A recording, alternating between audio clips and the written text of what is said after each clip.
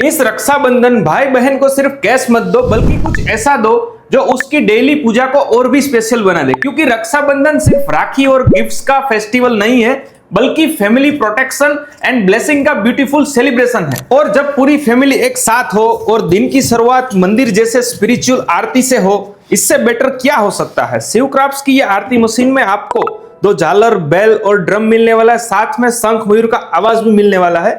मैं आपको इसको बजा के दिखाता हूं।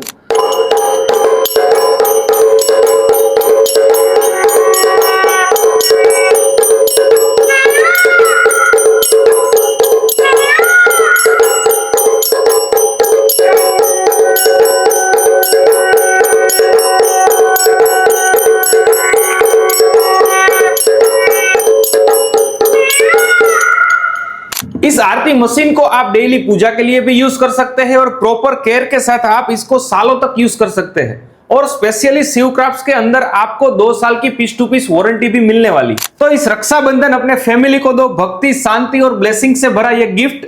ऑर्डर करने के लिए डीएम करो और विजिट करो shivcrafts.com।